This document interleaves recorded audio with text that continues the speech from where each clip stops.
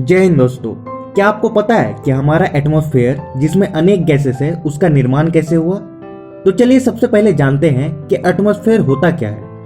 तो जितने भी गैसेस जो हमारी पृथ्वी को घेरे हुए हैं उसके ग्रेविटी के कारण उसको एटमॉस्फेयर कहते हैं। अब अगर बात करें इसके निर्माण का तो यह 3 चरणों में बना है।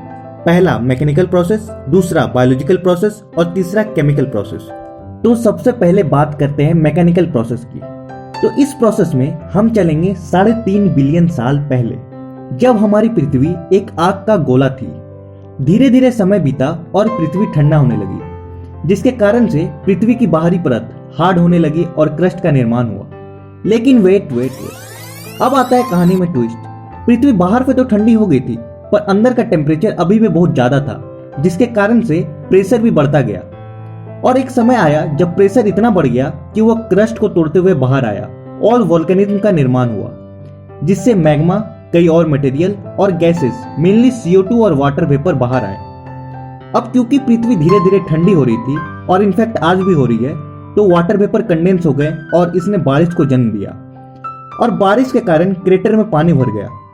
क्रेटर जमीन में किसी बड़े गड्ढे को कहते हैं या फिर ज्वालामुखी के मुंह को। तो अब जानते हैं कि बायोलॉजिकल प्रोसेस में क्या हुआ।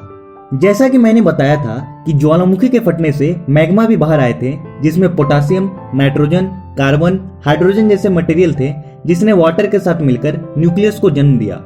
और पृथ्वी के पहले ऑर्गेनिज्म ब्लू ग्रीन अलगी का निर्माण हुआ, जिसने CO2 और सनलाइट के माध्यम से फोटोसिंथेसिस करते हुए ऑक्सीजन को प्रोड्यूस किया। और इस तरह O2 हमारे एटमॉस्फेयर में आया। चैपमैन ने साइक्लिक ऑर्डर में ऑक्सीजन द्वारा ओजोन के निर्माण का सुझाव दिया, जिसे चैपमैन साइकिल के नाम से भी जाना जाता है।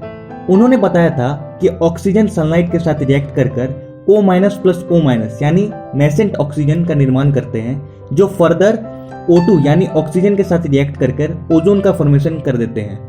तो आज के लिए बस इतना ही, मिलते हैं अगले वीडियो में। जय हिंद।